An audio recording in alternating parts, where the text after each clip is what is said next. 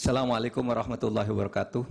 Ketua dan anggota Majelis Hakim yang mulia, saudara termohon dari KPU, pihak terkait dari kuasa hukum Paslon 2 dan saudara dari Bawaslu.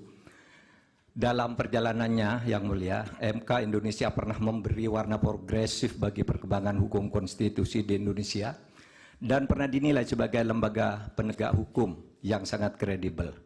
Harvard Handbook tahun 2012 seperti ditulis oleh Tom C. menilai MK Indonesia adalah salah satu dari 10 MK paling efektif di dunia. Studi tentang perjalanan masa lalu MK yang bagus pernah ditulis juga dalam beberapa jurnal ilmiah. Dari Amerika Serikat ada disertasi yang ditulis oleh Pastor Stefanus Hendrianto yang kemudian diterbitkan dalam bentuk buku berjudul Law and Politics of Constitutional Courts, Indonesia and the Search for Judicial Heroes, diterbitkan oleh penerbit ternama di Amerika. Dari IAIU Malaysia lahir disertasi karya Iwan Satriawan, Role of the Constitutional Court in Consolidating Democracy in Indonesia. Ada juga disertasinya Rifli Harun tentang hukum dan sengketa pemilu. Apresiasi terhadap MK Indonesia dalam keberaniannya membuat landmark decisions muncul dalam berbagai makalah forum ilmiah, jurnal akademik, dan berbagai media.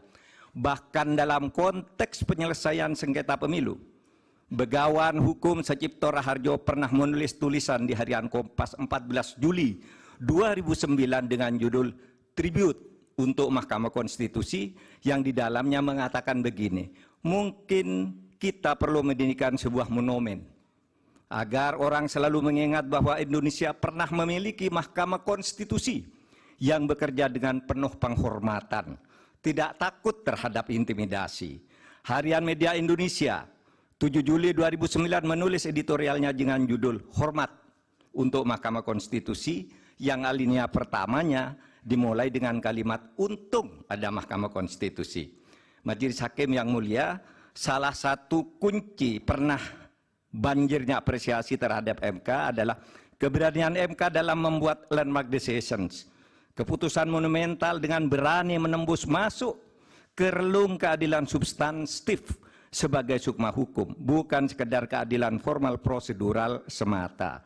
Dalam hal pengujian undang-undang misalnya, teori OPL atau Open Legal Policy itu lahir atau sekurang-kurangnya secara resmi digunakan pertama kali oleh Mahkamah Konstitusi. Dalam hal pelaksanaan pemilu, MK memperkenalkan pelanggaran TSM yang kemudian diadopsi di dalam tata hukum kita.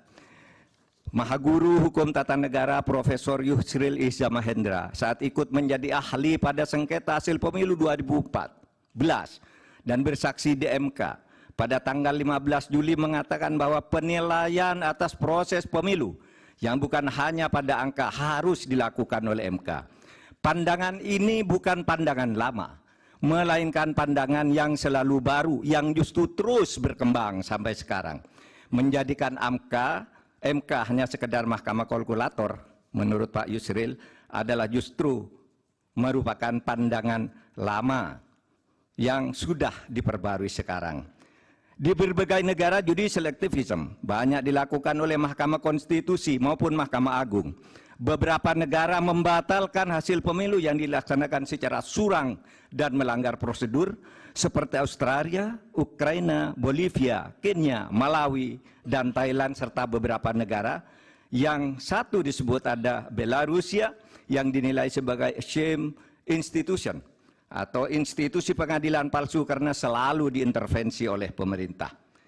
Akhirnya kami tahu sungguh berat bagi MK dalam sengketa hasil pemilu ini. Pastilah selalu ada yang datang kepada hakim yang mulia untuk mendorong agar permohonan ini ditolak.